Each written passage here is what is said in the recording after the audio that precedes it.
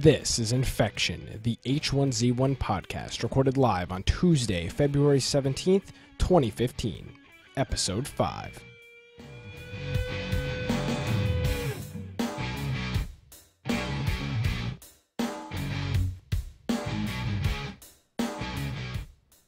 Hello, everybody, and welcome to Infection. Infection is your source for the latest information on H1Z1. We bring you the latest news, changelogs, developments, strategies, and speculations each and every week right here on twitch.tv/Infection Podcast. My name is Nick Craig at Gamecast Live is my Twitter handle, and it's another Tuesday night for Infection. And, of course, can't be alone. Brian Aldridge, what's going on? Yeah. Not much. I'm excited for the show. We got a lot to cover, but if you want to find me, first of all, it's easiest to go to google.com/plus Brian Aldridge, or you're more than welcome to go to my blog. That's biteoftech.com. That's BITE of tech.com. Or if you just want to go to our infectionpodcast.com, we have a contact form on there that'll get to us. There's an email address that's put a couple of different places on the website that gets to Nick and I. So you're more than welcome to comments, suggestions, anything, send those through that. Yeah, we've also got on the website as well, there is a, each user can comment. There's comments on each post. You can tweet us. You can send us a message on YouTube. You can comment on YouTube. Google Plus, you can, anywhere besides Facebook, you can pretty much get in contact with us. We have a Reddit account. Everything is there. So don't hesitate to get in contact with us. We've actually gotten a few emails over the duration of these 5 episodes, which have been nice. So if you've got something you want to say, or you know, we actually had a guy last week comment on our YouTube channel that we play Battle Royale the wrong way, in his opinion. He thinks that Battle Royale is meant more for just solo play, and it's not really meant for teaming up. So, you know, that was interesting, something I honestly never thought of. I was just, you know, always like, all right, well, if I'm playing Battle Royale with Brian and we're in the same server, I'm going to, you know, try to partner up with him. But I guess that's not everybody's idea, which was good to hear from somebody with a differing opinion. So. Well, and I find, I mean, kind of going off on that, I find that in Battle Royale, I've had not very good luck with teaming up with random players. If you have somebody that you're running in and you know, I have a gun and they don't, and you say, hey, you want to group up? You know, I've not had to where they've really turned on me, but they've slowed me down so much that it's more frustrating for me. I like in Battle Royale that I can just kind of run around and not be like, oh, here, we're going over here. I have to explain everything that I do, because sometimes in just running around in Battle Royale, I run across these campgrounds that have ammo. I feel like when I'm thinking about, oh, I've got to go to the specific point so this person doesn't think I'm just running around random places, I usually don't run across those, you know, like the campgrounds that are random throughout the map. I don't run across those places. And so I find that unless you and I are working together and we're like, hey, we're going to meet in this section, those random people usually slow me down or make me not go quite as far. Yeah, and the one thing that when you and I play together, it's not like right out of the gate we're not teaming up. Normally it's normally by almost, it's actually about probably around the time that the first gas ring comes in, which is actually pretty quick now. So both of us are normally already equipped with something, at least one weapon. So you know, we're not really slowing each other down in terms of looting, because at that point there's really not any looting to be had. We've got guns and ammo and everything like that. So, you know, we're not teaming up out of the gate. So I don't know. It was just interesting to hear somebody's thoughts on how they play the game compared to how we play the game. So if you've got any comments or anything like that, please, there's a million ways to get in contact with us. So go ahead and do that, and we will be happy to talk about it. So today was an interesting day, Brian. The H1Z1 dev team over there at the Daybreak Game Company had their first live Twitch Q&A, and you know, I saw a few comments that it only lasted about 30 minutes, and the questions were picked ahead of time. Which the questions that were picked ahead of time were from a Reddit post that was posted, I think, a day or two ago. But I would have liked to see some type of live questioning. Like, I would have liked to see them have a 50-inch flat screen TV that they're all sitting in front of with the Twitch chat, and as stuff is scrolling by, you know, somebody's going, oh, hey, you know, I can answer that, or I can answer that. So that was a little disappointing. At least I thought it was a little disappointing that they weren't doing that type of live on the spot Q&A. The questions were already kind of picked out and maybe edited and cherry picked, and then, you know, they had the developers talk about it. But it was definitely a good live stream. Well, and there was a little bit. I mean, I think that was Schmedley. I haven't seen his picture, but I think the one with the dog was Schmedley, right? I think that's what I was assuming. Yeah, it seemed like there were a few questions that kept coming up in chat that they addressed, but it was more of, what about the hackers? You know, it was something that they were prepared to answer, but I think they saw that so many people kept saying, well, what are you going to do about the hackers? What are you going to do about the hackers? That they kind of took a thing to say, hey, here's something we keep seeing in chat. Let's address the hackers. Because a lot of people were saying, oh, they're sidestepping the hacker issue, and I think they didn't want to put that across. Yeah. Now, the one interesting thing about the hackers, which was actually the first thing that they answered, and actually we did a total recap of the event, a text recap. You can also watch it over on infectionpodcast.com. But the first thing he said, which is interesting, Brian, because we're always hating on them about how their whole email system is stupid and how nobody's really checking the emails. I believe it was Schmedley, the guy holding up the little dog at the beginning, said that they are aggressively banning hundreds of people a day, and hackers are banned almost instantly after they receive an email. Yeah, that is directly from him. He banned almost instantly after those emails are received, and aggressive 100 a day or hundreds. And I think they're doing some sort of a parse system. So I think they're getting these emails in, trying to parse, and it'd be nice if they had a format that would say, here's how you can format it so that we don't mix up your character name versus the person that you're claiming is hacking's character name, because that could become a big problem. What if I put in there, my character's name is this, the person that was hacking is this, the time is this, the server is this, because that's mainly what's going to be in that email and what they did in any screenshots. But if they get mixed up, my character name and the hacker's character name, I'm going to be the one, if this is an automated system that's supposed to be so quick, I'm going to be the one that is banned and they're not. You know, that could be a big problem. Yeah, and I'm not really sure. I don't know how they're doing that. I haven't been banned yet, and I've reported a number of people. Yeah, I don't know.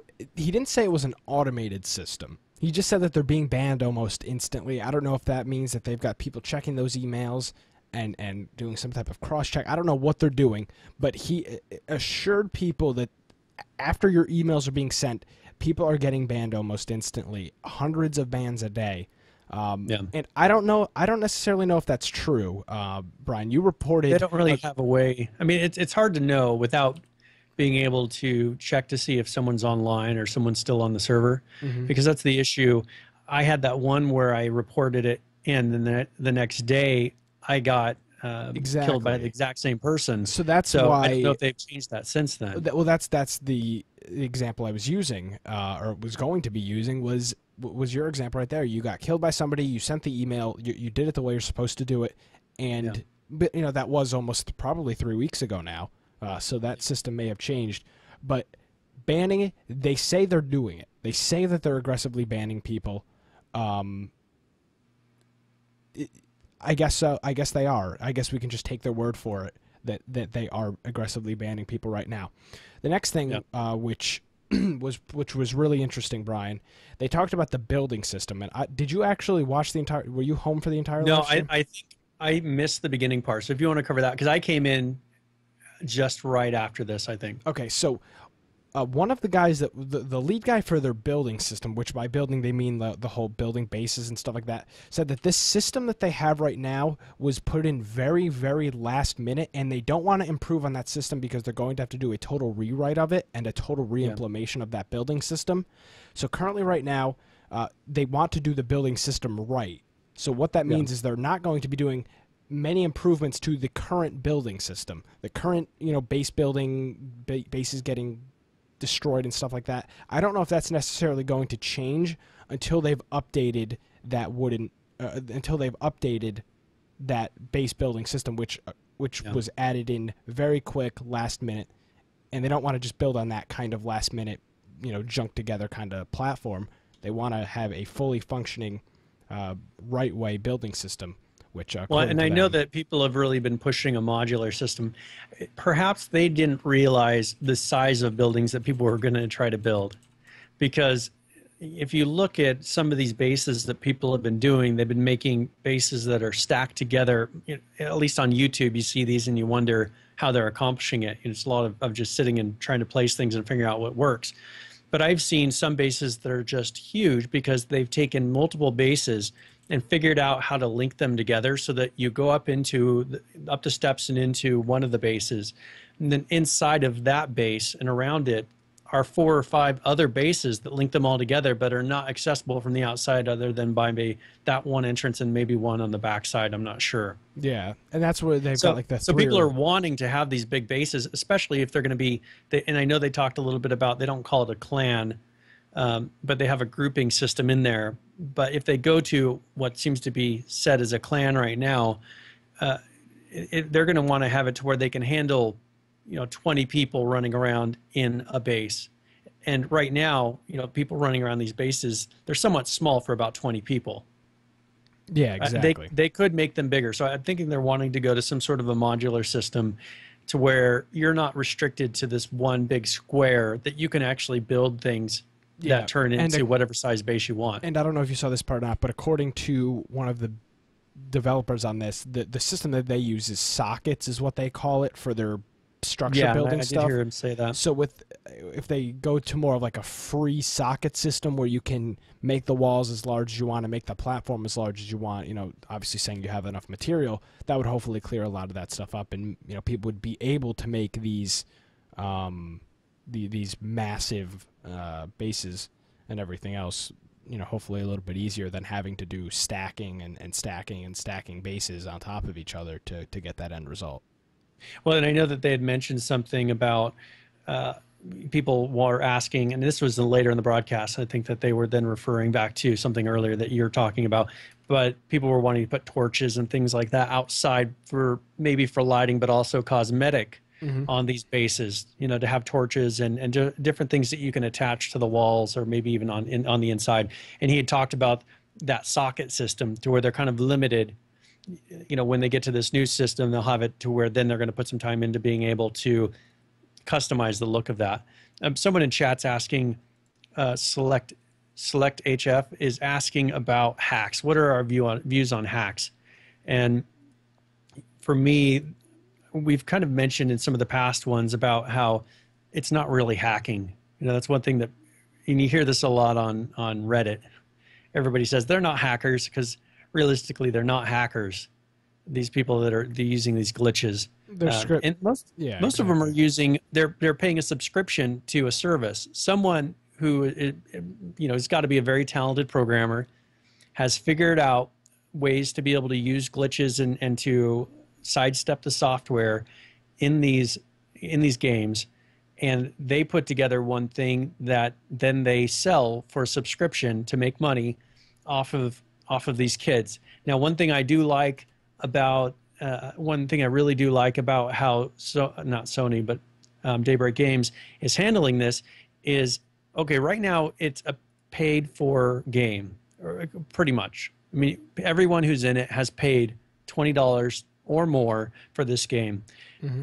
If you get banned for this hacking or scripting or whatever, glitching, whatever you want to call it, you are losing out on that money because they are banning your actual Steam account, which holds this copy of this game. I know they're getting discounts to where it is possible to find this game, I think, for $15 through certain methods. But they're still losing out that money, which is a good incentive to not get caught. And if you do get caught, you're not going to just keep buying this game forever. I think that's the only real way that if they're not going to be able to totally patch the hacking problem, that's the only way they're going to be able to really deal with it, is by just making it too expensive for these people that are buying the software to keep on doing it. And one thing I know that they really talked about, and we'll be covering this a little bit more towards the end, because that's kind of what they ended this on, is saying how they are going to be dealing with the hackers and how much focus they're going to be putting on the hackers. I don't want to give it all away now, but I just wanted to mention that. Yeah, and exactly, and that's another thing why I think a lot of people are advocating for a non-free-to-play game and a pay-to-play game, where you're paying to get access to that game. It's going to cut down on that. Your regular, it's just going to get a lot worse. Exactly. Once they go free to play. Once it's free to play, it's going to get a lot worse. You're going to have a lot of internet trolls attacking the game, and it's going to be a disaster when that game. I'd say probably the first week or two when that game goes free to play, it's going to be a mess of script kiddies and people glitching and doing all that other stuff, and we'll have to just see how they handle it. But it was interesting that the pay to play thing did not come up at all during their. And I wonder conference. if they're purposely sidestepping that because maybe they're having discussions inside.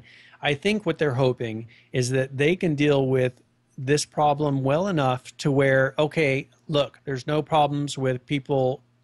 I mean, for me, I got the last time I was playing on our regular Walker Empire server, I got shot through a wall in a closed room. I mean, I'm in a set of apartments, you know, those little kitchens in the apartments. Mm-hmm.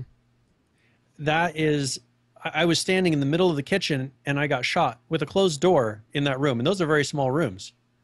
It was impossible for them to shoot me through the window. I really doubt that they were on a mountain really far away. And if they got me in one shot that way, you know, good job to them. But then they walked into the room about 30 seconds later. So I really doubt that happened. So it was impossible for them to have a legitimate shot on me. You know, and I've been hearing a lot on Reddit about people that are getting shot through walls now.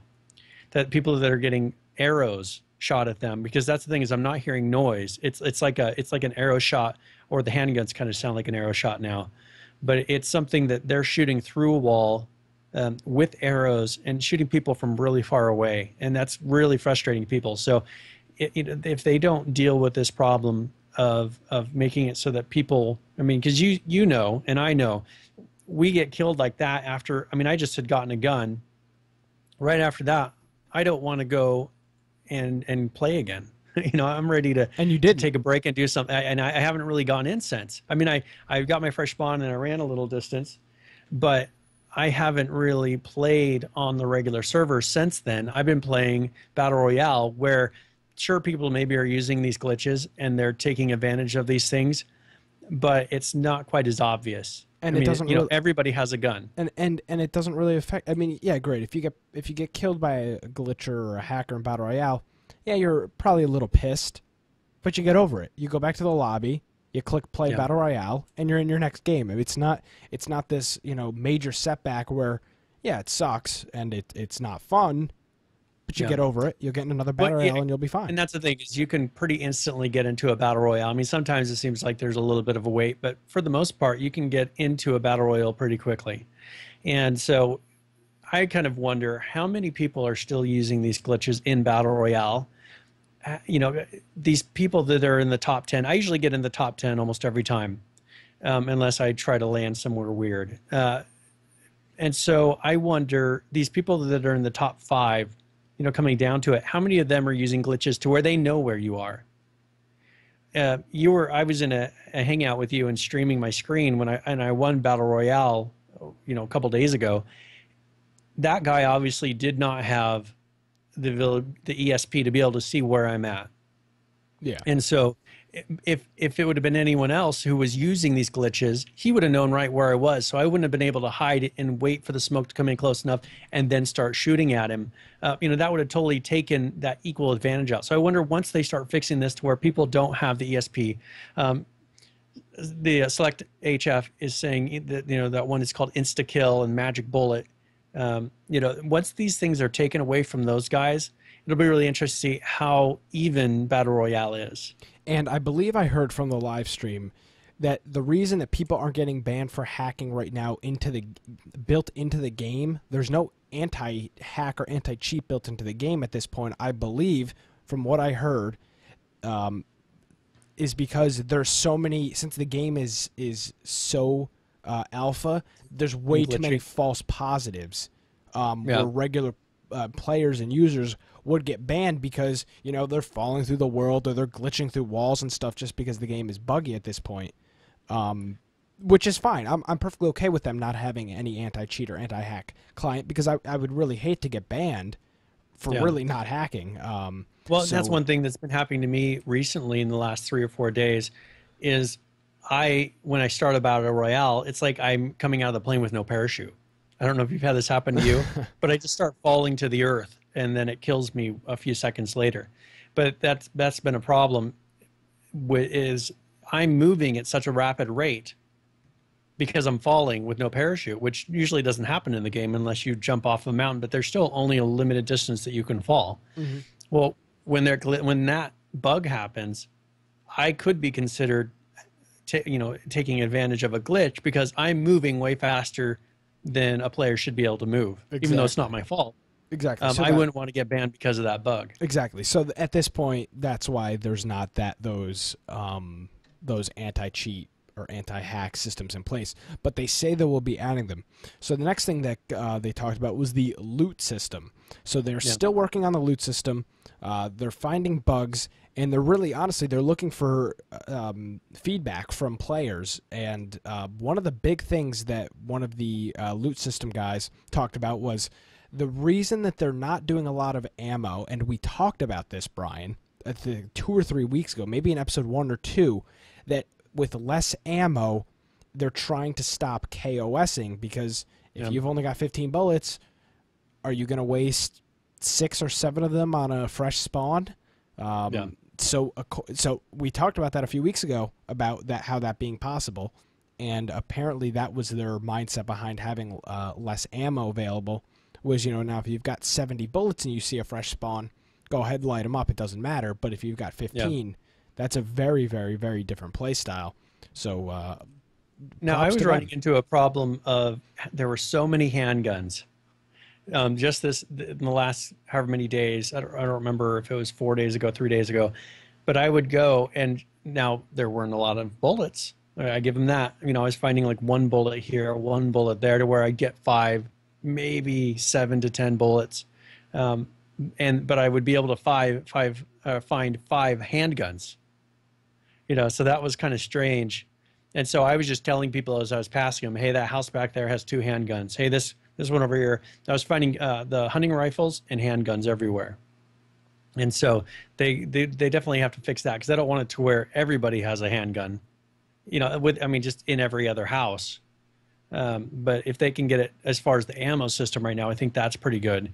But if they can get it to where these things become special, like they're talking about in chat with the police station. Right now there's a bug in the police station, which is kind of nice. And I don't know if they've actually patched it to where you fall through the earth if you log out and then log back in later in the police station. So that keeps people from camping that police station and trying to get those weapons. But if they make it to where these ARs and these nicer guns are in certain areas, like a police station, somewhere that it's a little more difficult to get it. It's just not sitting. Usually it's like campgrounds, you'll find an AR, maybe in the police station. I haven't really found anything in police station because I think people loot it so much. But these different places where there's likely to be that type of weapon, sure, put those there. But in these neighborhood houses, have a handgun maybe every 7 houses. And then maybe a hunting rifle or something else. Maybe a hunting rifle, because that's realistic, that there will be hunting rifles, there will be handguns here and there. But most people don't have ARs in their house, realistically. So, and that they seem to be doing that. I haven't found the ARs laying around, but I have been finding the handguns, but almost too much, to where I find 2 to 3 in a house every 2 or 3 houses. That's a little bit much for me. Yeah, and I agree with that. A lot of things going on in chat. People are talking about how the current mix of less Kramit specifically saying, I think the loot is great with less ammo and more guns. It makes the player really make a decision on what to carry, and a lot of guns are getting left behind, which is good because fresh spawns can also find guns. Yeah, I was just leaving those handguns, saying, "Hey, there's tons of handguns," and picking, get in mind the fresh one that's not red, exactly. And then saying, "Hey, you can get that handgun over there." But now, the interesting thing is, I think the ammo is too low. I agree with less ammo, because the ammo is a huge problem. You'd have 70, 80, 90 rounds for an assault rifle. That's way too much. But when you are, you loot 10 houses and you walk out with 3 bullets, 3 bullets are not going to kill. It's not going to kill somebody. See, but I think that's good, because it's got to be an extended search. I don't want it to where, all right, I'm going to go in this neighborhood and I'm guaranteed to walk out with 5 bullets.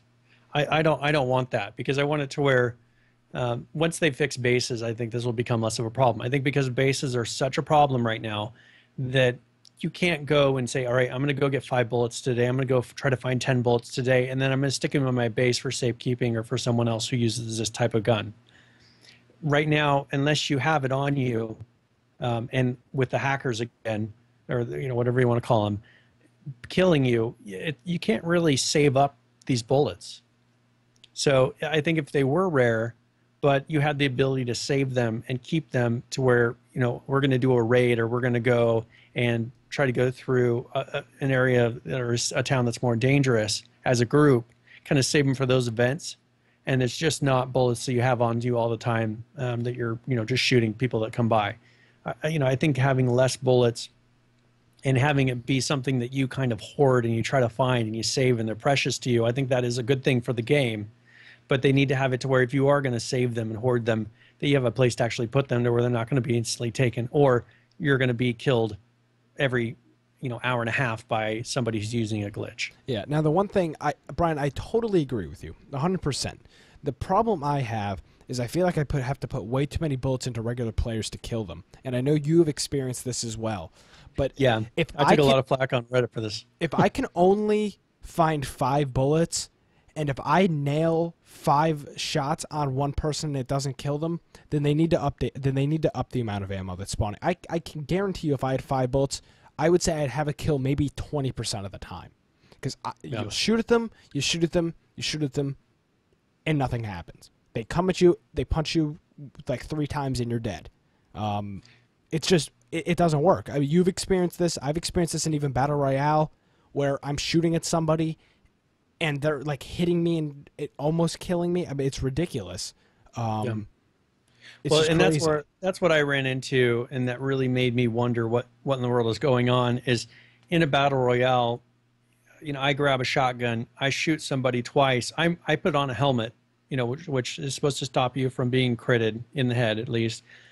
I shoot somebody twice in the stomach with a shotgun. They punch me, and I counted it 5 times while I'm shooting them with a shotgun, and they kill me. How that happens, I have no clue, because I remember, and maybe I'm looking at the old punch damage, but it would take 20 punches to kill somebody. Yeah, right? Yeah, in the first few days of the game. If somebody's fist with me with a helmet on can beat a shotgun, how that, to me, the damage isn't right. I mean, it's not equal. That seems really odd to me that they would let that happen, because first of all, I'm wearing a helmet. How can 5 punches kill me when they're supposedly bleeding, and they've gotten 2 shotguns to the stomach? And I know that, they're right in front of me. You can see when somebody takes damage from a shotgun. I saw a YouTube video of somebody who shot somebody in the head 2 or 3 times with a shotgun, and the person didn't die. Yeah. And there's something weird going on with that. We've got Isaac's Duo in the chat saying, with no access to modern medicine, getting shot once with almost any caliber weapon is going to be a serious problem for you. If that's the case, I'm fine with finding 5 bullets. If I can hit somebody once, maybe 3 times with a pistol, and I can almost guarantee and I can guarantee a kill if I can land 3 close proximity shots with a pistol, somewhere in the chest or head area, then I'm fine with finding a limited number of bullets. But it's when I'm putting 8, 9, 10, 15 shots with a pistol into somebody and they're still alive, that's when I'm like, well, screw this, you need to be spawning more ammo. Well, and I was in Battle Royale, and I was shooting somebody with a handgun, and they were saying, hey, you're using because right now the audio for the handgun is messed up, and the damage isn't right. I was sitting there shooting a guy, we're both behind a tree kind of coming out, and I was hitting him every time he'd come out, and he thought I was hitting him with a bow and arrow. That's how little the damage is of the handgun. He was like, oh, you have a bow and arrow, and he had an AR, and he's trying to kill me. And I'm like, well, I was going to tell him that he didn't have an arrow. I was hoping he was going to run out at me, but I'm sitting there with a handgun, and that, there's something wrong when a handgun is doing less damage than a bow or equal damage to what a bow and arrow is doing. Yeah. So definitely they need to fix what's going on with. I'm perfectly fine with the loot right now. They've just got to fix this player hit detection or player killing system. However, that thing is working. They need. Now, one thing that. I do have some of the patch notes from the 12th, which we didn't cover last show. I don't know if you want to, because they did adjust a lot of the gun things with that. Do you want to go? If you had a chance. Do you want to go through the QA first? Or do you want to go through that? Well, I don't know if you want to jump onto this, or we can go onto this afterwards. But I just want to make sure you knew we have these notes in here where they did talk a lot about adjusting the shotgun, the AR, and the handgun as far as what damage they do, the recoil, all those things. So we can get to that afterwards. Yeah, let's get to this QA stuff first. So the next thing is their new system. They're calling it it's not their system, but Roadmap, which is the way that they're planning on setting the game.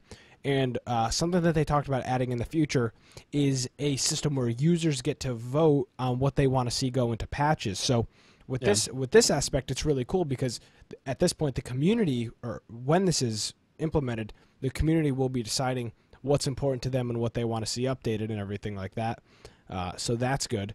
And one thing that they stressed was making the game as good as it can be, and making it a stable, good playing, working game before they worry about cosmetic add-ons and stuff like that, which is a point that they nailed home, which I really like. I'm glad they're not going for the cosmetic. I mean, they did that lighting update, which was fine because that was, somewhat of a problem. But they're trying to get a good, stable, working game before they're doing that kind of add-on, additional stuff like that, which is nice. Well, and I think they found that Reddit, it can be a little bit too much, all over the place. And so I'm assuming that's why they're kind of pushing this roadmap idea. There is a vote system for bugs that you can go to, and they push you to go to that. So that's its own thing for reporting and addressing bugs. But I think that they're really pushing this roadmap just for future features, because so many people repeat the same thing when it comes to ideas on Reddit. I submitted that idea we'd come up with a number of episodes ago about the walkie-talkies. And I know I saw today, again, someone else saying walkie-talkies would be a good idea. And I know I've seen 3 or 4 other posts of people saying walkie-talkies would be a good idea. If they can get it to where through this roadmap, you can say one time, hey, I think walkie-talkies would be a good idea. And then people can upvote that one idea so that you can get an honest knowing of how many people actually like this idea of walkie-talkies versus some other idea. I think that's what they're really trying to get with this roadmap, is get a real understanding of, sure, on our walkie-talkie idea, we can get 30 upvotes. Well, there's 5 other people saying walkie-talkies that are getting 30 upvotes. You don't really know, unless you go add all those up, how many people really want walkie-talkies. Yeah, so more standard, I imagine it'll be something on their form, some type of poll or something like that, where they'll be able to say, what is important like that. Now, one thing I want to hit really quick, the question came up, what will the changes to the company be now that you're not affiliated with, you're not Sony Online Entertainment anymore, and you're now Daybreak Game Company? And the first 3 things out of his mouth were PS4, Xbox, and a new map. So now, I'm going out there. What was holding them back with the new map? I mean, just I don't what you're know. saying. I don't know. I wonder what Sony was pushing against this. Why would they say that comes with this? I wonder if that's something they were struggling with them, of Sony didn't want them to continue to grow that, maybe without expansions that you pay for or something. I don't know, but I'm going out there on a limb and saying that this game will be on the Xbox One.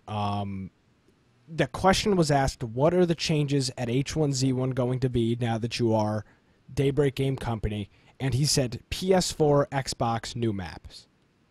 So is that safe to say that this game is going to be probably hitting the Xbox One just the same time it hits the PS4?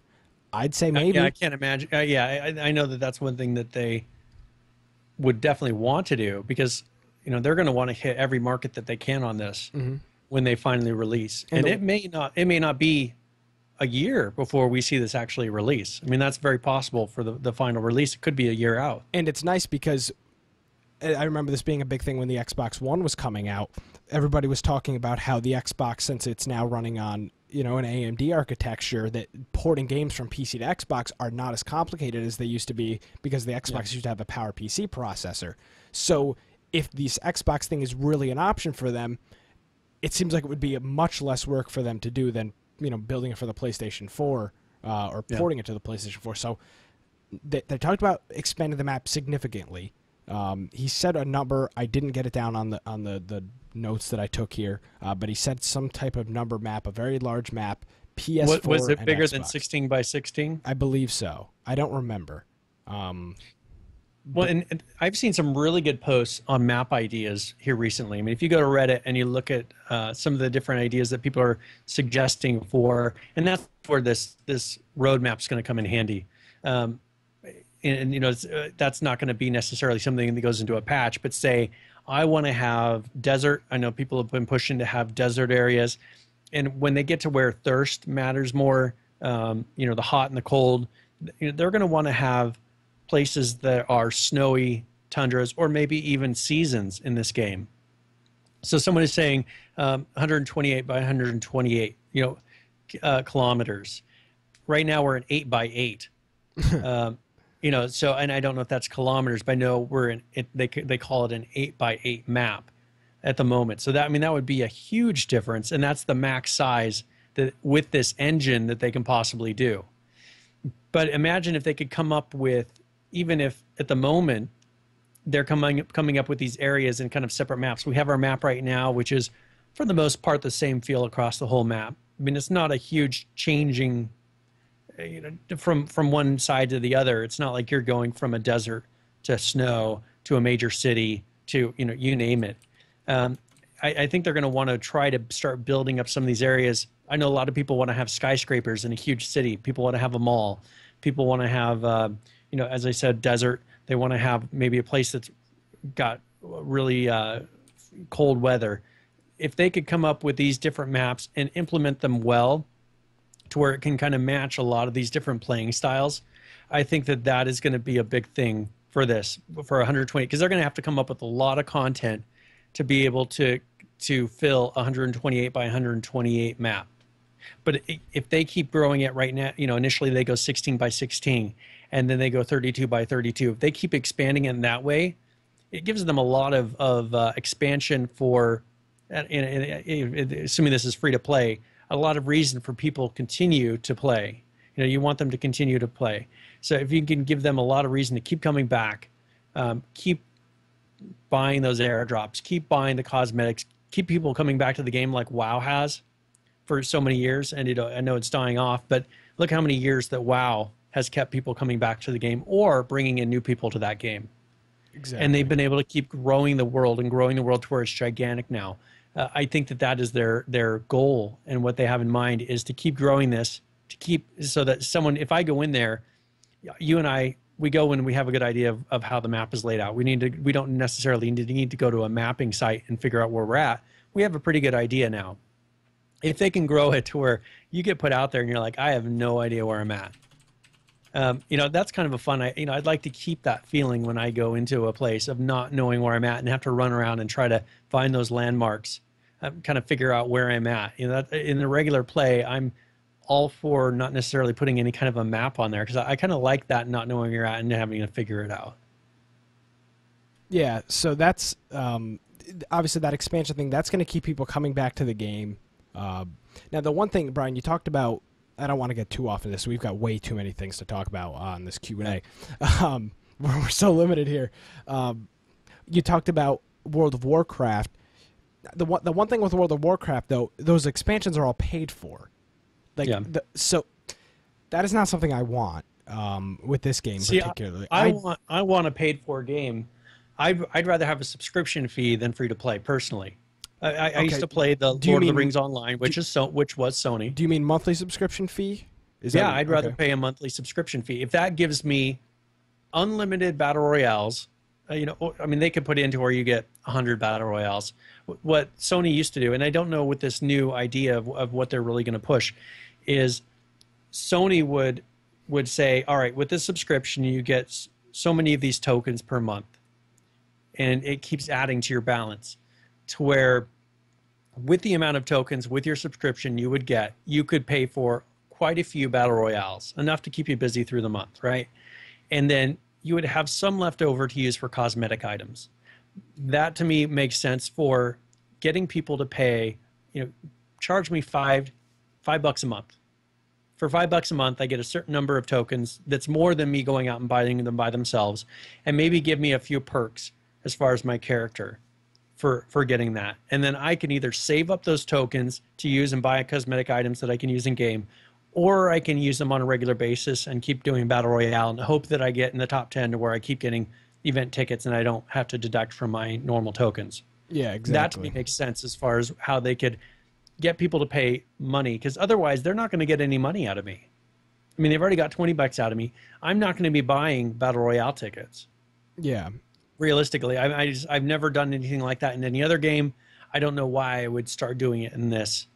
Yeah. If I didn't have to. And and if they want to, I'm also okay with, and I think you are, Brian, with them charging just $40 flat out for the game. That is a perfectly viable option. I am perfectly fine with that. I'm in early access. They got 20 out of me. That's fine. But if they want to just make this a $20 final release game, more power to you. I hope you do. Personally, I don't think I'd buy into a subscription game, Brian. I'm not a big fan of the monthly subscription stuff. This game may be the exception to it. If they can offer enough for that subscription, and that's the tough thing. I mean, if you look at WoW, it's $15 to $20 a month to get a subscription. At least last I checked, that's pretty expensive over the long term. But they are offering so much content that if you want to play that game, you will definitely pay that amount, because if you really want to dedicate yourself to that game, there's tons of stuff to do for that $15. If they're not going to expand it beyond what it is now, and you're paying $15 a month for Battle Royale, that's not enough for that. I think they're going to have to keep on growing it. And if they can grow it to 128 by 128 map of just, you can pick whatever kind of atmosphere you have these bases. They create these reasons by having friends, clans, all these things to bring you back in. Tons of people would pay that amount of money. Yeah. Now, personally, I don't think I'd pay for a price point over $10 a month. That's just me. Just knowing kids my age and knowing the kind of audience they're attacking, $10 a month is probably their threshold. I mean, not everybody's got a stable job where they're working, 20, 30 hours a week and stuff like that. So what age do you think they're targeting here? I mean, I think they're going after your typical first-person shooter age, which I would say is, probably teenagers, 15. 16 to 20? Yeah, 15, 20, 21, 22. I mean, that's their general. I think they're going after the same kind of crowd that a Call of Duty game goes after, maybe a little more mature, but that's similar crowd. I don't know. I mean, if you look at Blizzard, and I assume they've got to be looking at a company like that is making a ton of money off of the similar concept, of having a subscription base or something that people come in and on a daily basis and play constantly. Their age target for that game is not the 16 to 20-year-old. They're aiming for the guys that are coming home from work that have some really nerdy job. And I am one that has a really nerdy job. So I'm not bashing them, but they come home and they just want to be a warrior. They want to be they want to be a druid. They want to be a rogue. They want to be whatever for that period of time and just relax. But H1Z1 isn't that game. H1Z1 is a zombie first-person shooter survival game.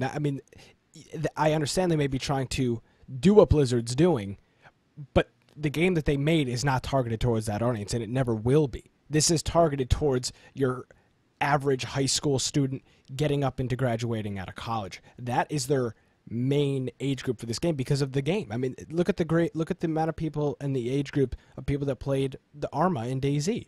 It was that same age group. You had kids in high school, kids, sophomores in college. I mean, that's like your age group. Like Cram in chat, he's agreeing with me more because I'm a sysadmin and grew up with games. He's saying that they're aiming for guys like me, system admins that grew up with games.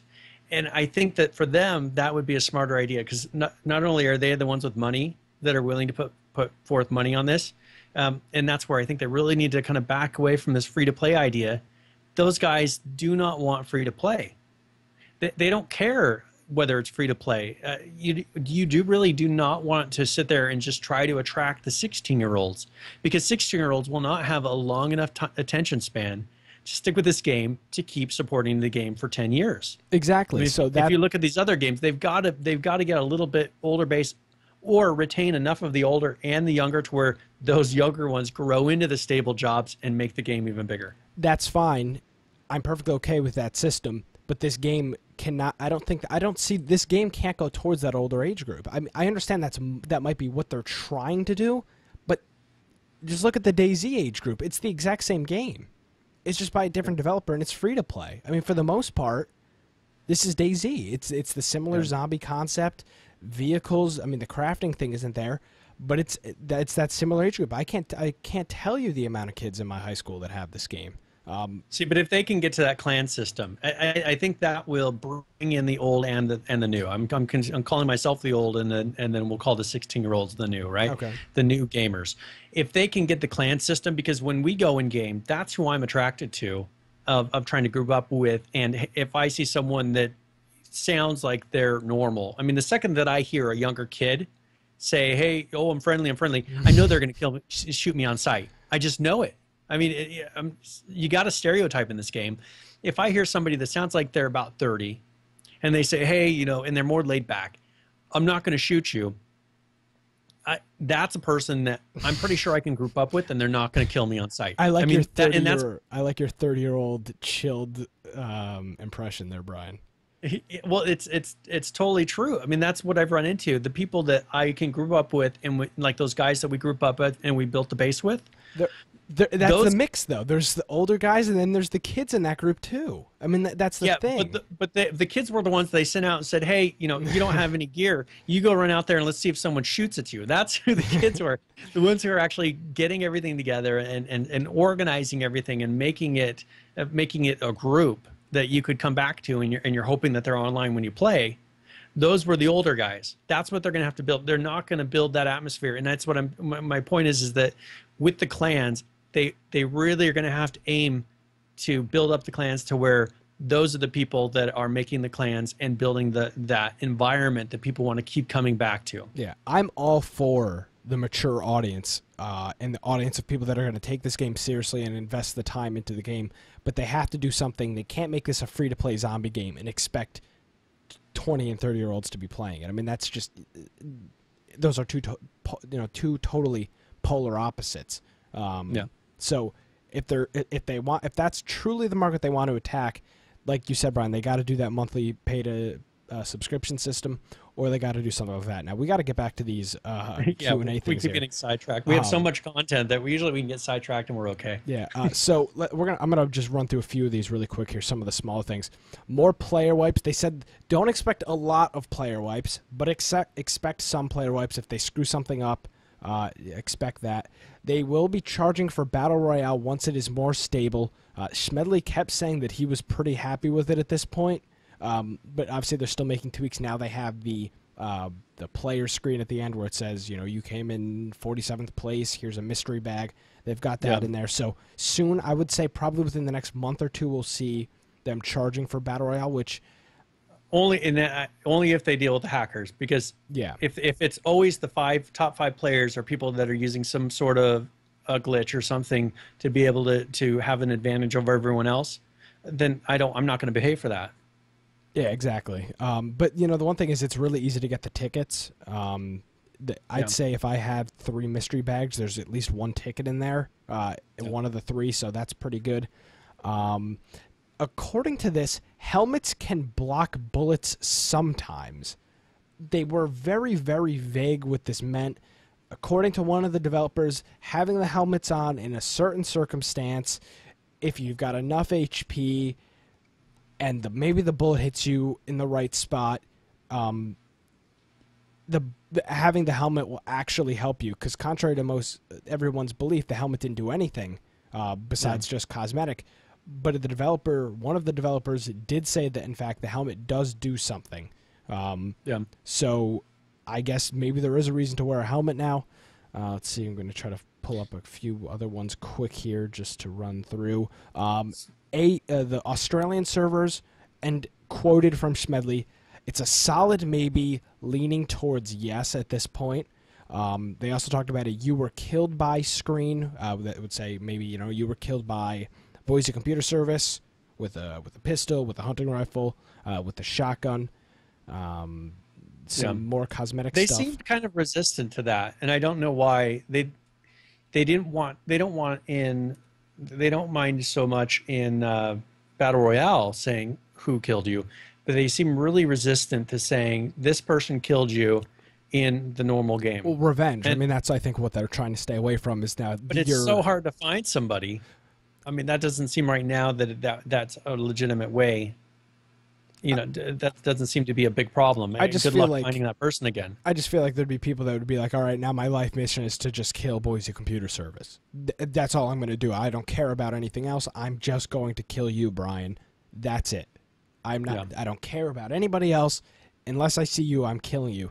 Which I guess it might be a problem for them. Personally, I don't see it something that's big. Now, one thing they talked about, which was actually really interesting, is a new male character total revamp.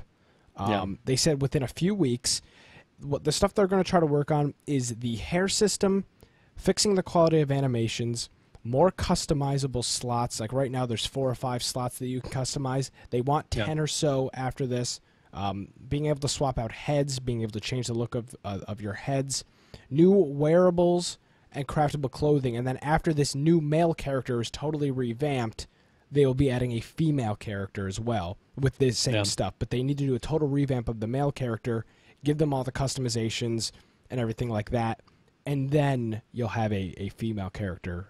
Well, and my wife started playing this past week, and she said, how come I have to be a guy? and they totally did. I mean, with this character they have right now, they said they really messed him up. Yeah. I mean, they didn't make him correctly, and so that's the issue with the animations is like the elbows and these different bend points that they made with him do not look correct. I mean, they keep saying quality of animations, but that's because like his elbows and things aren't bending correctly. So they're totally revamping, as you said, from scratch these characters, and so they're wanting to make this male character, and that's what people are going to want to, if they're going to do a microtransaction. People are going to care about the hair. People are going to care about hats. More power to them.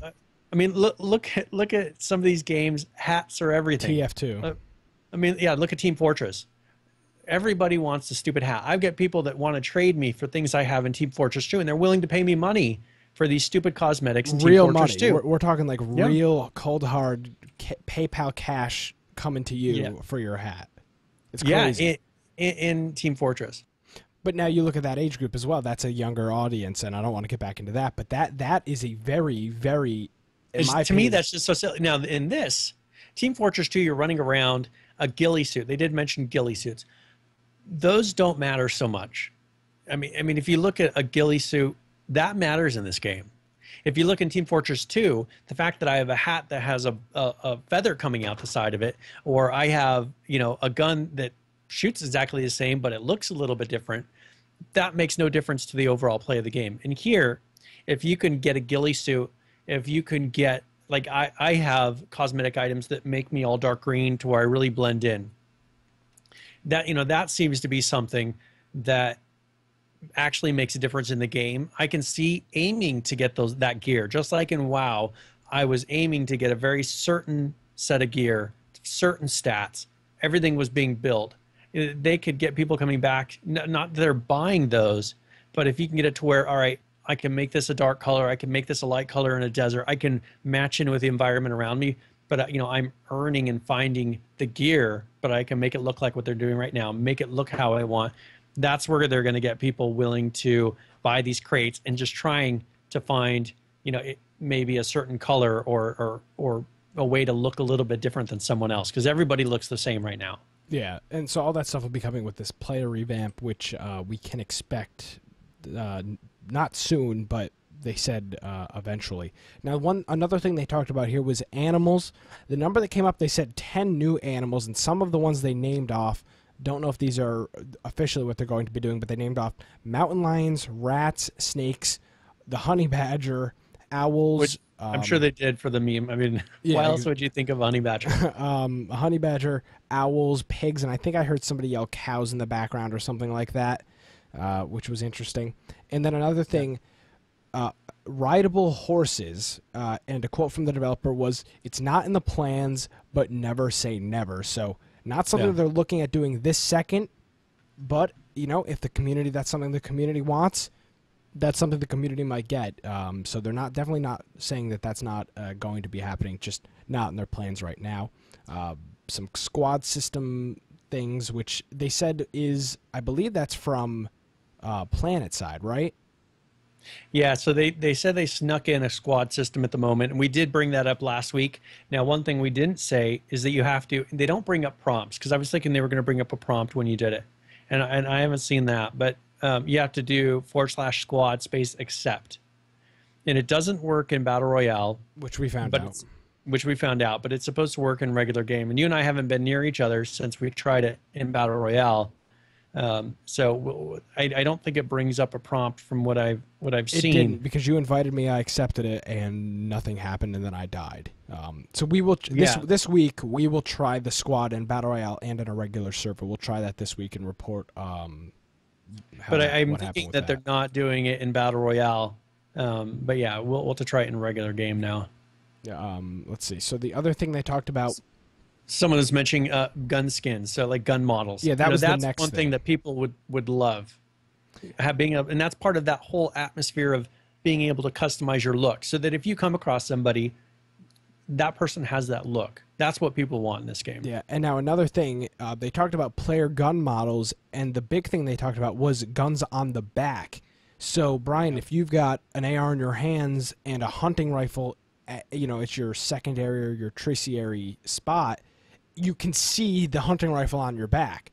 So if I'm scoping you out, hey, am I going to go kill this guy? I can see he's holding an AR and he's got a hunting rifle on his back. I might leave you alone, or I might go after you. So the player gun models, guns on the back, something they're going to be adding shortly to the game, and shortly was a point that they stressed. Did you want to know how you're going to aim up, or how you're going to stack up against somebody that's coming in? Right now, everybody's a black blob certain distance away. They definitely have to fix the distance issue with seeing somebody. But I want it to where if I get the binoculars and I'm scoping somebody out, give me a reason to with that ghillie suit to be able to size somebody up from far away. Okay, I know that guy has an AR, and they need to have more guns, not just shotgun, handgun, AR. And I'm hoping that they bring in with this gun models a lot more variation, just not 5 skins for an AR. But you say, okay, this guy's got a handgun, or this guy's got an AR. I know, if he has an AR, I better get closer to him if I have a shotgun. Really size them up on your attack. I think that would be a big thing. Right now, I run around with just my arms. No one has any idea that I have a gun. Sometimes I'll have a handgun with my 5 bullets. I'm not going to run around with that gun, because I don't want them to realize that I have it. You'll have people, because this system's so messed up right now, that will leave you alone because they assume you don't have anything. Exactly. Like you said, right now, at a certain distance, everybody's just like this black shadow that just kind of is running around, yeah. Yeah. Brian, you want to talk about the crafting system and what's going on with that? Yeah, so they're really looking at bases. And as we were saying before, they're going to totally redo the bases. They're going to have to come up with some sort of a modular system, a way to build a base to a larger size. Supposedly they're going to have so much land to deal with. If they can get it to where these bases have more sockets, have more customization, that it's not the same structure everywhere, people are really going to get into that. Someone had asked, is there going to be a way to camouflage your base? And they pretty much answered, because bases are so pointless right now, no, we're not going to be going in. We're not going to go in and try to come up with ways to camouflage the bases, because people can break into bases instantly. What's the point of camouflaging? And we need to really focus on fixing the base first, so that if someone does see your base, that they can't instantly break into it. And then we'll look at ways that you can camouflage, maybe put traps, and as we spoke about last week, electric fences, whatever it is, some sort of a system, more than barbed wire, which doesn't seem to do very much, or spikes, something that'll actually keep them out, and then come up with a way that, for the hiding of it, that's more of a cosmetic thing. Then come up with those methods to add to it and give players more things to play with. Now, player items, they're really looking at ways that you can craft, and they didn't seem to think of this, but like shirts, craftable clothing, that they didn't seem to have thought about that before the question was asked. And then one of the developers like, man, that's a really good idea. Why aren't they thinking of craftable shirts, craftable hats, jackets, even if stuff like that? Jackets, because I know they're talking about getting jackets that you can get in game, but why can't I craft a really silly looking shirt? or maybe a hat that's more of like something over my head just to protect from the sun. I know those things aren't big issues now, but if they're going to be continuing to add to this to where cold and heat make a big difference, that's going to be something I need to look at. Okay, I don't want to get stuck in the heat of the sun. I need to come up with something to cover my head, even if it's a really silly looking stick hat with bandages making a covering. And then farming items. I find corn in the game. I find certain, and then there was one guy we knew who was actually growing corn. They're really going to need to, if that's going to be a big part of the game, it's going to be one of those time sinks, because that's what WoW did. They came up with a lot of time sinks. They need to come up with things that are going to eat up your time in this game so that you spend a lot of time playing. The farming items, it's, as I mentioned before, it's got to be like Farmville. They got to have things for you to do. So, they're definitely looking at farming, but if people can constantly come across, they need to make bases that you can build that don't have to be raised, so that people can set up maybe a farm or a garden inside of their base that they can continually get food from. Yeah. Someone was talking about the police uniforms. That's something that people are pushing. They got these police cars. Why can't I have a police uniform? If people want to, especially in role-playing servers, if they want to follow the whole Walking Dead story and they want to be, a policeman from the beginning, they want to be able to dress up like that policeman, maybe pull people over. I've seen people doing that just to have fun on some of these servers, to where they drive around in a police car, pull people over. You're making me cringe, Brian. You're making me cringe. But I think that those cosmetic items, that's what will be fun for people is if they can find a police uniform, if they can. I can imagine why they'd want to dress up like a farmer, but this is where they can come up with a ton of these outfits that make everybody look different. I mean, if you come up with so many of them, and maybe come up with a way to customize them, I don't want to see an add-on system to where people can put their own things in this game, because that leads too much openings for people to be able to make mods and things that are going to give them an advantage in Battle Royale and things like that. But if they can just come up with a ton of content, maybe people can submit content, say, hey, I made this shirt, so they don't have to come up with it all. That would be a good thing. Just make a ton of outfits, a ton of everything, so that I don't look identical. I mean, when you go in Battle Royale, there's about 10 different people. People look 10 different ways, 10 different shirts, from what I can tell about now. You need to have it to where almost everybody in that Battle Royale has the option to look different than the other person. Yeah. Now, another thing they talked about is their dynamic weather system, which I know has been a big thing. The dynamic weather system will be coming real soon, and then the player weather system, which include things you just talked about, Brian, getting cold, getting hot, stuff like that.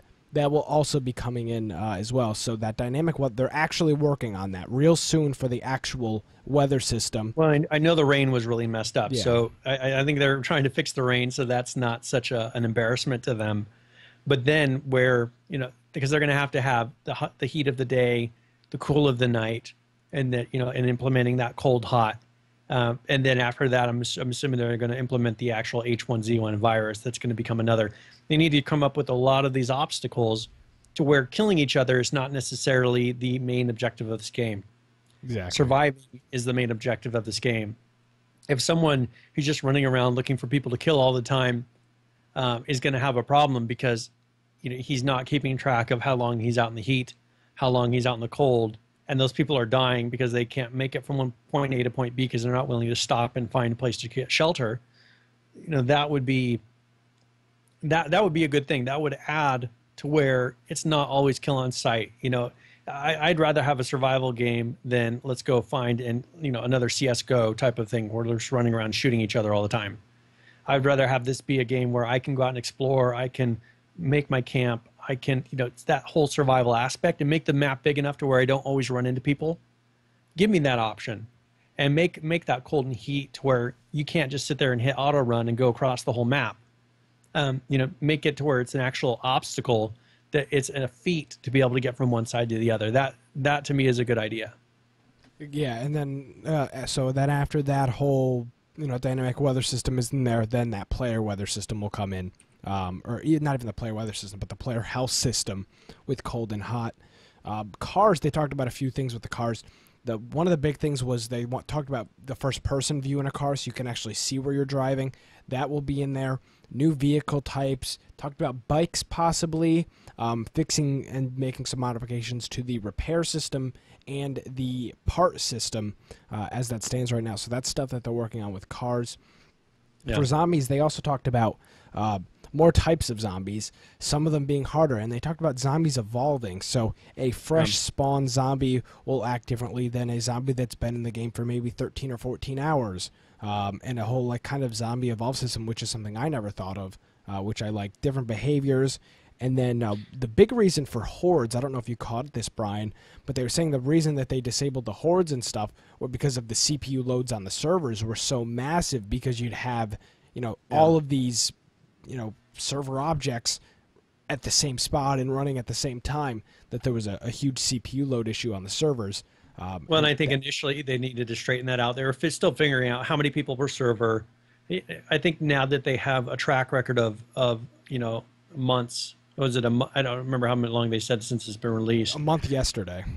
A month yesterday. So they've had a track record of a month for figuring out the server loads, the spikes, and being able to figure out, okay, if we put this much loot in this amount of area, if we put this amount of zombies in this area, what's that going to do to our server load? And especially if they're looking at going at 128 by 128 map, they've got to definitely figure this out now, because if they think an 8x8 map is a problem with hordes of zombies, you go to 128, and they don't come up with a way to segment that map to make it so that the whole load isn't spread across certain, they'll have to come up with how they're going to do that. But they definitely have to figure out this hordes thing, because I think that's what people want. I don't necessarily, like I saw a video of somebody who led a bear into town, and it was chasing him in his car, and then he'd get it to kill people behind him. I don't want it to be like that, to where it's like the bear, to where you can never get away from them. But I think you get a horde to where they can chase you into a building. You're holed up into that building. You cannot get out because they're around the building hitting it. I think that's a good aspect to this game. Right now, the fact that most zombies and bears and everything else can go through doors, you don't want these, because the second they start chasing you, you're never going to get away. Mm-hmm. Yeah, and an interesting point by Nissan Communications in the chat. He says, with all the abandoned cars there, you would think that one would be able to cut a piece of metal and strap it to their back as armor. Now, you can get metal scrap, but that's something interesting when you talk about player customization. Can you metal reinforce a shirt? Like, can you have a shirt that's got, metal plates on the front and back? Cheap mail armor, yeah. Exactly, stuff like that, where, you've got this, this regular T-shirt on, but there's a metal plate, sitting up between your chest and the shirt. And now, when you get shot with a pistol from point blank range in the chest, it damages you, but it doesn't necessarily kill you every time. So when we talk about this player customization and item customization, the possibilities are literally endless with everything. And I think that's what they're having to figure out, is what are we actually going to tackle? What are we going to do? Because there's so many things they could do. So many. They're just trying to go in and be realistic with it, build what they need to build, and just leave behind, all right, maybe if this is something we don't ever want to do, cross it out, but make a list of, here's things that we'd like to do in the future. That's where that system that they're coming up with the roadmap is important. They can say, hey, we love this idea. It's a little bit much to implement now, but let's keep it on the whiteboard. Let's keep that idea as something that will happen or can happen. And then people, if it's a big enough deal to them, they can keep on voting it, pushing it in game, or in that system, saying, hey, we want this, we want this, we want this, and then they'll implement it. But there's so many possibilities to where, with that system of being able to put together what they want to do and have people vote on it, I think that's going to be a huge part, because we really need to focus and say, all right, you can't work on everything at the same time right now. Let's pick what we want to work on and get those done, and keep checking off the list to keep growing the game. Yeah, and that's one thing that I believe one of the developers said. There's just so many things we can do. We don't know what to do at this point, or something to that line. Now, they talked about a few different game modes here, Brian. One of those was a karma-based game mode, which they didn't. Which I like the idea. Which as do I. They didn't go a whole lot into that. Another thing that I know you and I are both very, very interested in is the Battle Royale queuing system. So we don't have to sit there and spam click the play Battle Royale button when it becomes white. More Battle Royale servers, a lot in the EU, according to Schmedley. And then they talked about private servers for streamers and large groups of people, which I know is... some already have, yeah. Exactly, which is already available. They want to keep that going, which is actually really interesting. And it shows, obviously, that their dedication if there's to enough their of a audience. community... Yeah. If there's enough of a community there, they're going to be people, and that's a slightly modded. I know people have been pushing for server mods. So, somebody like GMs, somebody who could, if there's a hacker, you can say, hey, there's a hacker. Can you look at what he's doing? And then you can ban, kind of like what World of Warcraft does. I know people want that. That's a lot of them having to hire people to, they have ones where there's volunteer systems, but you got to be really careful with that. I think with the karma, that's one thing that really caught my eye. How would they implement that? As far as visually being able to tell without having a number floating above someone's head, or maybe a little symbol saying this person is, green, yellow, red as far as their friendliness. Short of having something like that, could that be into some of the cosmetic of the game? But that would limit. You don't want to cover up if it's going to be by facial or something that visually is different for the karma of that person as far as knowing whether they're friendly or not. I'm assuming that's where they're going with this, is being able to have a system where you can tell when you come up to somebody, do they kill on sight for most of the time? Or is this a friendly person that most of the time will not kill on sight and I can trust them being around them most likely? Yeah. I just don't know how they're going to implement that visually. Exactly, because it'll only work at a certain close range. You don't want you don't want to look across a town and see this like green light or something above somebody's head. You really don't want to have it to where there's some symbol or people complain enough about the names above people's heads. Yeah. Sometimes you got to be really careful. You can't. It's hard to put a symbol, and I think that's where they're going to really need the community involvement and maybe play testing some different ideas of how they're going to implement something like this. Because if you implement this the wrong way, it's going to totally change how the feel of the server is. And there are different karma-based systems where you don't see it, but Brian, if you've got really bad karma because you kill everybody you see, your bullets do less damage and it's less to kill you. I mean, there are ways to do that karma system that don't necessarily just involve, are you friendly? Are you, in the middle, or are you bad and you kill everybody? Because they don't almost have to create totally different sets of armor for all these different karma systems. So you'd have the same piece of armor that you think you're wearing or same piece of clothing, but it has one look versus another. That's just really tough to do, and that's a lot of work for them to do. So I'm going to be interested to see how they approach the whole karma thing. Yeah, exactly. And I hope that we'll get some more details on that soon. Another thing, and you kind of already talked about this, Brian, but camos for players and structures, stuff they talked about, but not really things they're doing right now. They also talked about cosmetics for guns, which would be skins and stuff like that, and attachments, which I know that they're not doing yet, but that's something that's on that whiteboard. Exactly. This would be, they don't have any kind of a system made to be able to do attachments on the guns yet.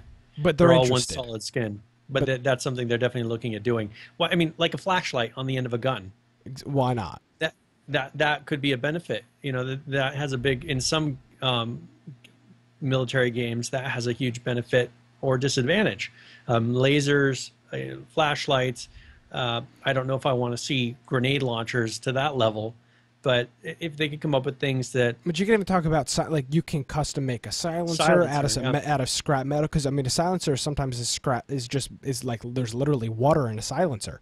Why can't I put a silencer on a handgun? Exactly. I mean, right now it kind of is like a silencer, but I'm assuming zombies aggro against it. Yeah, so exactly. Why can't, with some metal scrap and a bottle of water, can I not make some type of makeshift silencer that kind of kills? I mean, you can sound? make with a water bottle, you can make a silencer. Like if you tape a water bottle with the end cut off the end of a gun, it actually has some sort of effect of a silencer. So they'd have to look at realistically, what are these different things like the pipe, the water bottle?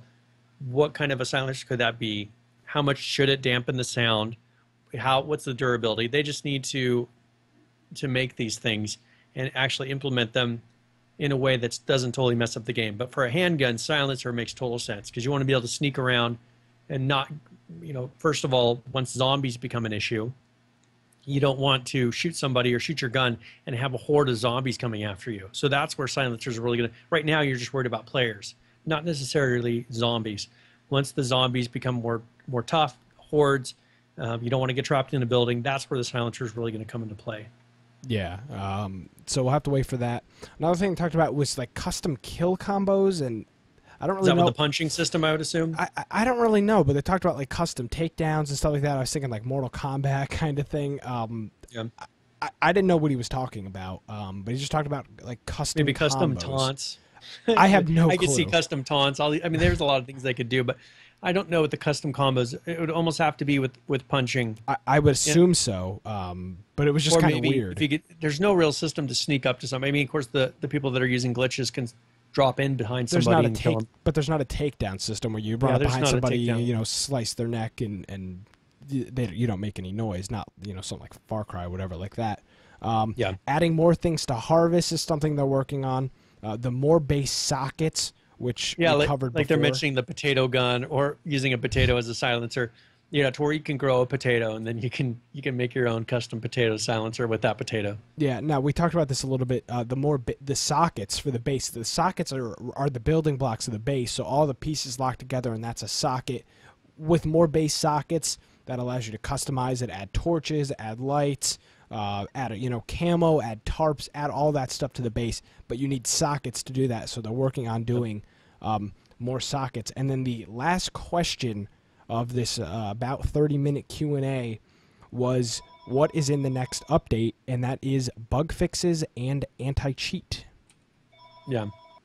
Well, and that's the thing with the main focus, he said, for the next, I think it was weeks, if not longer, is going to be these bug fixes and anti-cheat. It's not going to be on implementing new features. It's not going to be on even these bases or cosmetics, any of these things. He said, starting today, they're working on the anti-cheat system.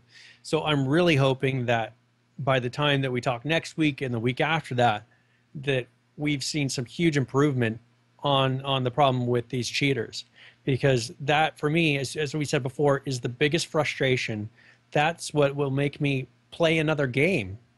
I've been going back and forth a little bit between some different games this week, just because I'll deal with a cheater. I'll lose all that progress. I'll go and play some Battle Royale to shake it off, and then it's like I really don't want to go log in the game again because 5 minutes after I find a gun, I've got somebody who's killing me through a wall. That for me is the biggest frustration. They're really going to need to deal with this, and if they put the true focus that because he acted like this was going to be a huge focus. This was going to be like, this is all they're going to be doing. Everybody is working on and bug fixes and anti-cheat stuff, which is good. Yeah, and I made a post. We made a post online with this information, and that's the first thing I said, and I got quite a bit of feedback off of that. If they spent the next 2 weeks working on bug fixes, I would be totally happy. If they didn't put in a single new cosmetic for 2 weeks, if they even they didn't fix the player housing, all these things, if they really truly focused and got the hacking problem fixed, not as much of it as it can be fixed, to where it's not the focus of the game, that it's not the focus of Reddit. That would, for me, would be worth it for this 2 weeks of not having any other progress. Yeah, and I think that's generally what everybody wants. The cosmetic stuff is great, but the anti-cheat thing, which is a massive problem at this point, it needs to get fixed. And I think once they get those, the big thing is the false positives, Brian. Like you said, falling without a parachute. Well, I think that's why you said bug fixes and that, because they're hand in hand. Yeah. They can't continue and move forward that anti-hacking code without fixing these bugs that are making the false positives. They're going to have to focus on both of them at the same time. Get it to where you're not falling through the earth. Get it to where you're not doing weird sliding around. The zombies aren't sliding on the ground, attacking you even though you knocked them down.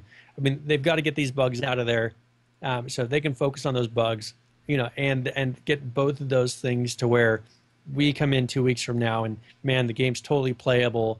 We're not constantly running into glitches, and I haven't seen a hacker all day. That would be awesome.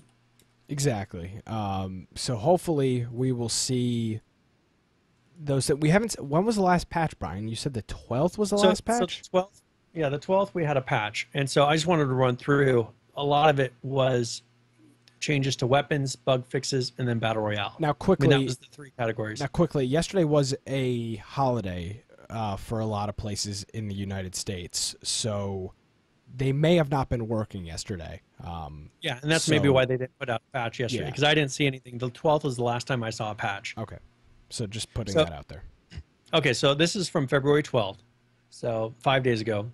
The weapons changes that they did were, to the handgun, they lowered the hip fire and the iron sight horizontal recoil. So with the handgun, it was a pain to shoot anything. And they lowered, but the thing is they lowered the amount of damage. So they made it so it's more consistent when firing, but you can shoot somebody 5 times with a handgun, they're not necessarily going to die. So, that's the thing with the AR-15, they increased the hip fire recoil. So they made it a little bit more difficult unless you're looking down the sight. My biggest complaint with the AR-15 is that the sight blocks off when somebody's moving side to side. If they move to side with that giant sight that you look down, it's very difficult to see them. It's horrendous. I mean, that's been kind of my complaint about this. I'd rather have a dot sight or something else. So if they give me some other sight options, that would be a big thing for me. And then the shotgun, which there's been a lot of complaints about this, but the shotgun, they've lowered the damage per pellet. They've lowered the amount of recoil. They've lowered the number of pellets. And then they made it so it fires a little bit faster. They adjusted the pellet spread, which doesn't mean necessarily that they increased or they just say adjusted. So they changed how it spreads. They decreased the pellet speed, so it doesn't quite hit them as fast. And then they increased the pellet weight. And they also decreased the amount of bleeding caused when hit by a shotgun. So they did a lot of changes. And since this patch, I haven't seen necessarily positive feedback on this, but they made it so that, as I said, I shot somebody in the stomach twice and they didn't die. From point blank range, shooting somebody in a shotgun twice in the stomach, I would assume they would be dead. You would assume with any gun. Yeah, you would and so that's kind of the issue with the shotgun right now is, you can shoot somebody, but with all these, I think they're going to have to keep tweaking it. I'm assuming that the next patch we will see that they've tweaked the shotgun a little bit more. Now, as far as bug fixes, they updated the Steam API to fix some crashes. So there are some things where they're communicating with Steam that were causing crashes in game. They made it so that items that had the same placed and dropped item now have a different dropped item. So they're saying like landmines. You shouldn't be able to accidentally drop them and blow yourself up anymore. That was an issue of anyone who would, if they had a landmine in their inventory and they wanted to get rid of it, they would drop it out of their inventory and it would instantly kill them. So when you drop an item, it's not going to land directly under you. It's going to land to the side of you. And so that because it was impossible to get rid of a landmine without actually placing it somewhere. Yeah, you couldn't. There was no, because they got rid of that delete option from your inventory a while ago. Yeah, there's no delete, and so if you hit drop on a landmine, now it doesn't do it anymore. But yeah, you would die. Lighting. Now, this is the thing that most people noticed instantly was lighting has been given a significant overhaul, and so while I heard a lot of complaints in Battle Royale, in that initial starting area, of man, it's too bright. Everything looks washed out. It's not necessarily so bad when you're running around and going through different lighting areas, but for some reason in the Battle Royale area, maybe they need to put clouds over it or something. But with it being almost always there, it seems like it's just bright sun directly overhead when they'll start. They need to figure out something with that. But I think overall the lighting looks a lot better. I think you stated before that you were a lot happier with day and night cycles now with the light. Definitely. It seems a lot more realistic. Exactly. And I had to get used to how somebody looked from far away. You have to train your mind to kind of look for somebody in that different lighting. Now, one thing that, if you look at the spawned items, loot, there was still that complaint that items weren't showing up. And they had found a bug that was causing it so that, initially, so they keep saying, we fixed the loot.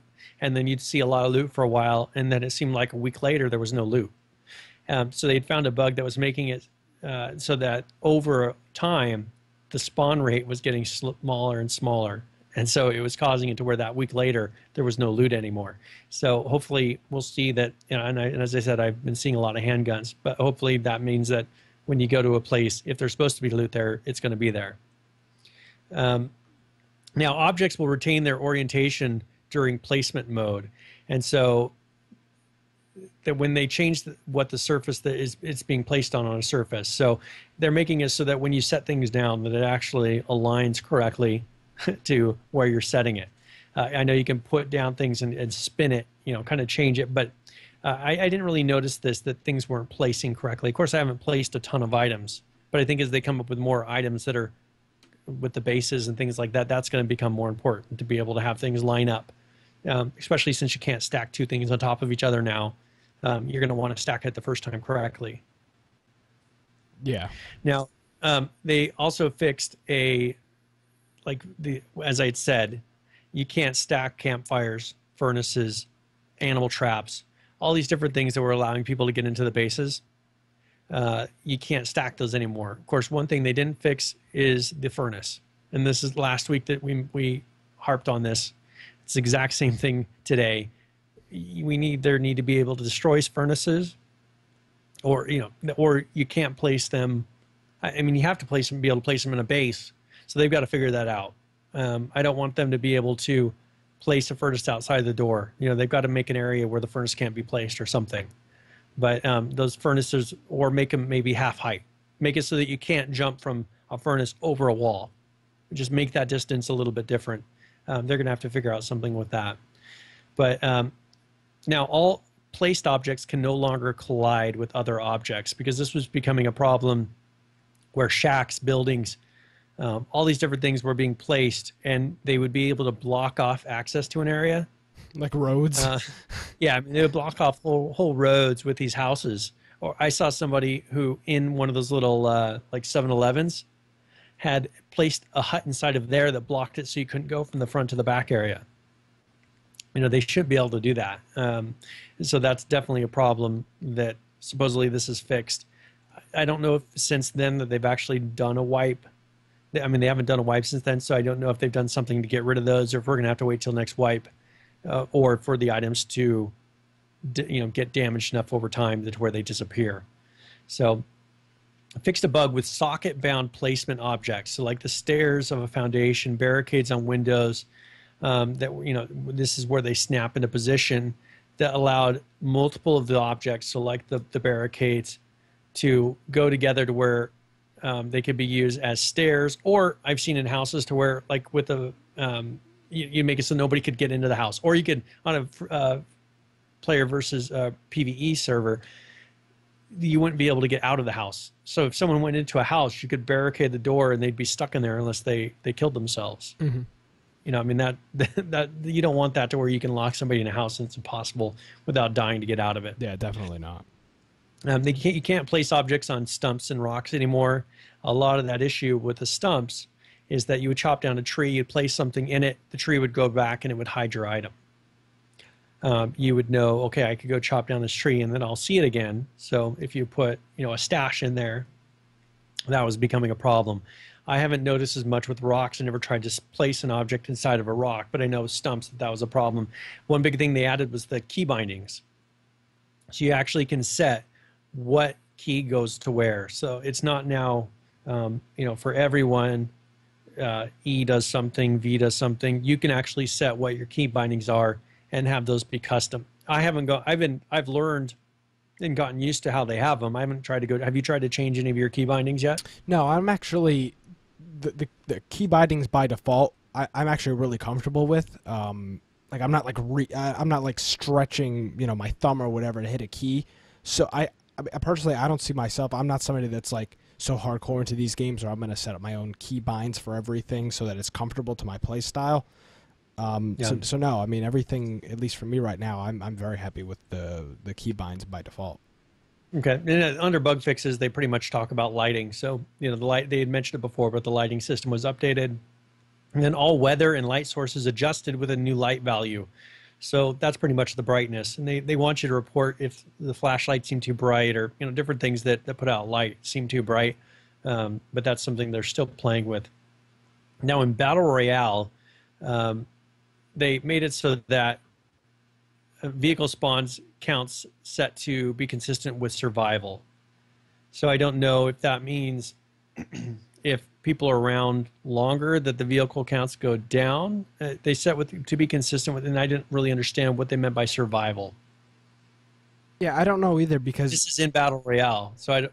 Because I mean, I think all of the cars, at least right now, spawn. All the cars are in the same spot every Battle Royale match. I think the reason for that. So maybe they're saying that they want it to where people are more likely to survive, so they have adjusted the number of vehicles. That's kind of what I got out of it. I'm not sure, because Brian, I'm not sure. I'm pretty sure you know this, but there's different number of Battle Royales. There's like the 64 slot Battle Royale, and like the 150, and then like the 250. So I'm wondering maybe that's maybe what it's that based is. on the numbers. Because in the 64 player Battle Royale, I guarantee almost everybody could have a car. There's so many cars in the map. So I wonder if that's how they adjusted it, and that's what I would assume. I don't know what they mean. I don't think cars are just going to randomly pop up as the game progresses. That just seems like it's weird. So I'm just thinking that they're adjusting that initial count based on the server size. Yeah, which makes sense. Now, one thing they added that everybody noticed was that end screen now shows your rank. So you know, okay, I'm number 32 or I'm number 20. Which I really like. And they show what reward you get, because you wouldn't know until you went and either logged in your regular server or started another Battle Royale that you receive whatever item. So they show that at the end. Plus, people take screen captures, things like that. You say, hey, look what I got. I won Battle Royale. Mm-hmm. Of course, they all look the same right now. So you could get somebody else's screen capture and make it your own. But, that's one thing that they added at the end of there. Another significant change was the safe zone ring. They made it so that in the Battle Royale map, they have an initial circle. Now, I found a bug where the safe zone doesn't match up. I'll have last safe zone they had initially, and then when the ring changes again, then I get a C. So sometimes I'm running towards one area, and then there's an update, and then it's on the right side of the map rather than the left, and I have to end up running a totally different direction. And so that's a problem they're going to have to fix. But what do you think about the safe zone? I mean, do you like the idea that you know beforehand where this is going to end up? I do, and I like how fast-paced the games are now. There is no longer a 20-minute limbo period where you're sitting in the middle of the woods with a vehicle waiting for that initial gas to roll in. It is if you are not really trying, you will run out of time before that original gas comes in. You need to get into wherever you're going. You need to get a gun. You need to get ammo. You need to get first aid, bandages, whatever else, and you need to get out and start heading towards that area. We're sitting for 15 minutes. I mean, you could sit for 15 minutes waiting for the smoke to start, and that was a huge amount of downtime. As you said, now that fog gets moving in fairly quickly. Oh, it's very quick. You need to look and say, okay, here's where I'm going to be aiming. If I don't have a vehicle of some sort, I need to start running now. I need to start getting that direction, and I can't waste time because the fog is going to overtake me. And I like that idea. The Battle Royales aren't dragging on. The servers are popping a lot faster. This is what they need, is to keep that pace so that people aren't having to wait 15, 20 minutes for another Battle Royale to pop up, because the minute the rounds are going 45 minutes. Yeah. Of course, they've got some bugs to fix in there, and they adjusted the rewards to be more align with the final payouts. So they were finding that during the testing, what they were giving out was a little bit too much. They've adjusted it. So if you win, you get an airdrop, you get 2 crates, I think it is. You get, was it 3 event tickets, maybe? 2 or 3 it's 2. I think it's 2. Oh, 2. Okay, yeah. For first place, it's 2 event tickets. They don't give you crate keys as a reward, so that seems like that's going to be purely a paid option if you want to be able to. Which I think those are all cosmetic, anyways. And so now they just have it to where first place is getting a crates. They lowered the amount of tickets rewarded, as I said, for first through 4th place. And then they added event tickets to 9th through 12th place. So that's going to make it so you don't necessarily have to keep buying these tickets. If you can make it to 12th place or better, you get another event ticket to where you can do another Battle Royale. And that's going to get people really pushing to last until that last 12. And I think that's going to really help with the competition of this. But in the same respect, I have a feeling that'll add to camping a little bit now, because if everybody's really once you're paying, they get moving so fast to where it's hard to camp in this game anymore. I just feel like I will play Battle Royale very, very differently once I'm actually playing to play, not paying in terms of money, but I'm actually wagering it. Right now, I click on Battle Royale. I don't care if I die in the first 3 minutes of the match, because I go back to the lobby. Free tickets to your name. Exactly. You're going to care whether or not you get to the top 12. And I feel like I'm going to play a lot differently. So who knows? I just feel like I'm going to play a lot different when I see, all right, well, I've got 2 event tickets left. Here goes one of my games. If I don't come in the top 12, I'm going to either have to pay some cash or wait till I get another event ticket somehow. Yeah. So, I think that's smart for them. It's going to increase the competition, and they've got to keep it to where, I haven't been finding them in game as much, but I have, I've been earning them.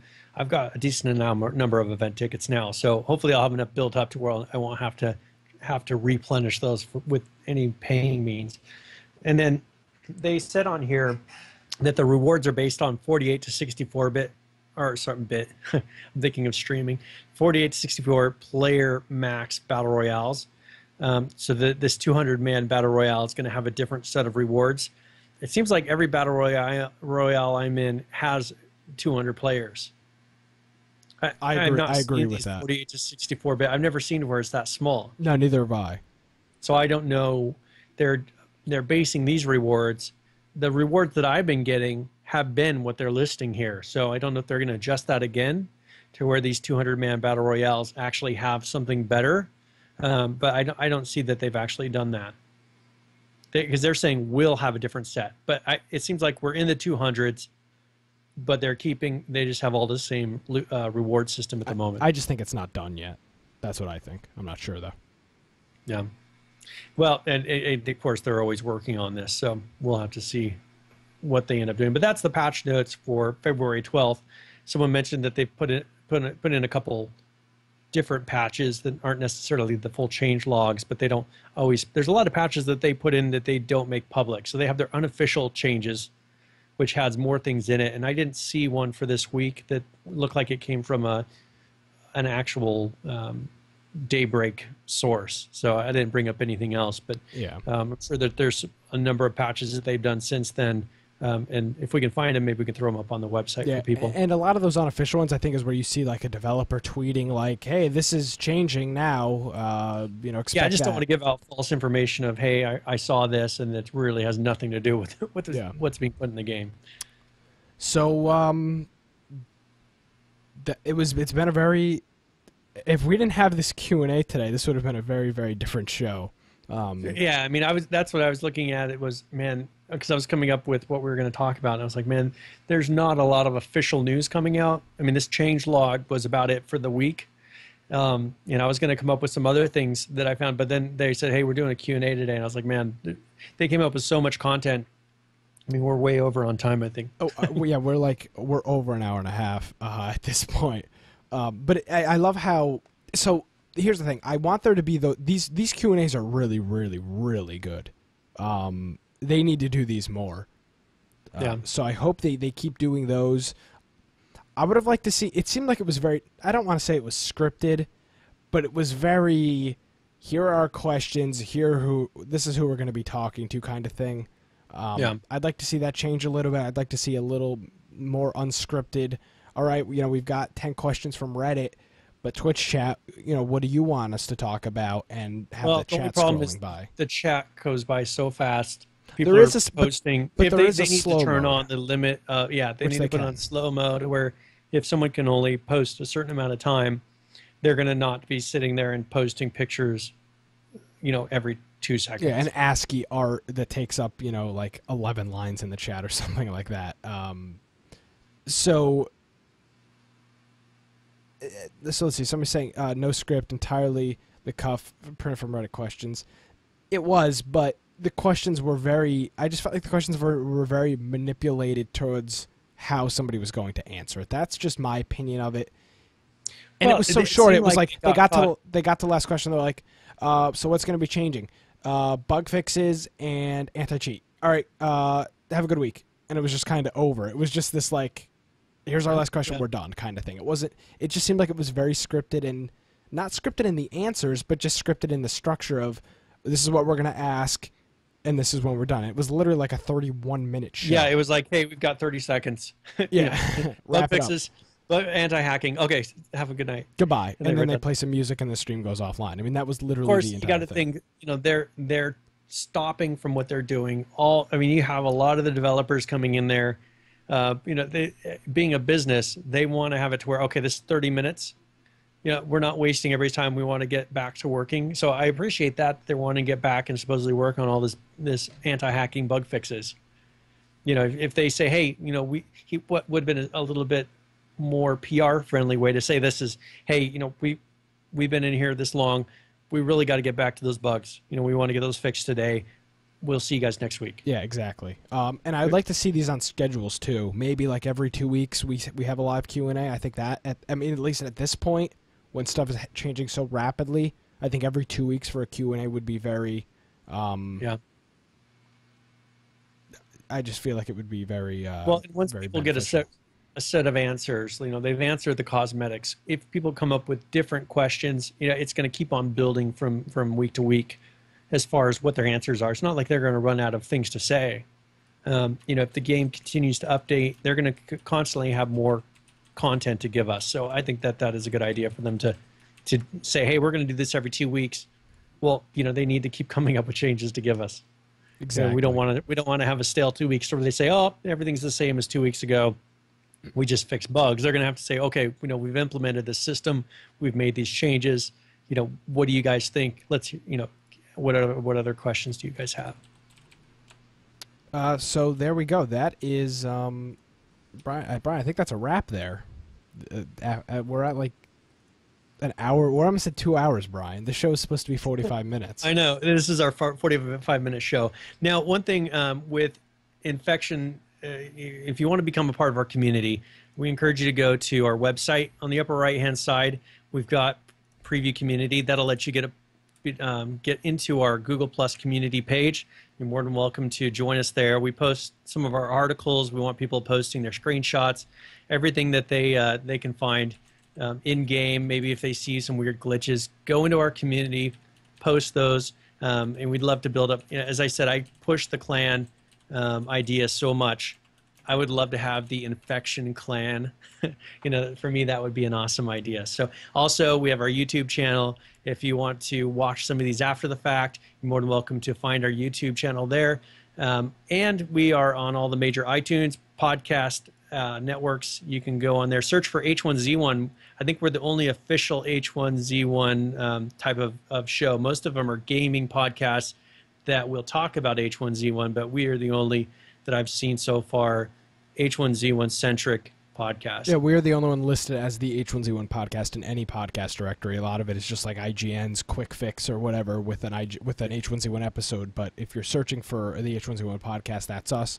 Any podcatcher, like Brian said, we're there. Casts, pod, whatever else podcast app you're using. Pocket Cast. It's literally any podcast app. We're on YouTube. We stream on Twitch from time to time. I'd say maybe once or twice a week. We hop on there, play some Battle Royale, and all that fun stuff. So we've got a TeamSpeak. So if you want to be able to communicate outside of games so you're not being heard by everyone around you, you're more than welcome to use our TeamSpeak server. If you just put in for the server address, infectionpodcast.com, that'll get you into our TeamSpeak server. You're more than welcome to use the rooms in there. We have a couple different rooms for groups. I can't think of. Is there anything else other than the community, our YouTube channel? Yeah, Google Plus. Like I said at the beginning, I can recap this now. Literally anywhere besides Facebook, you'll find us. Twitter, Reddit, YouTube, Google Plus.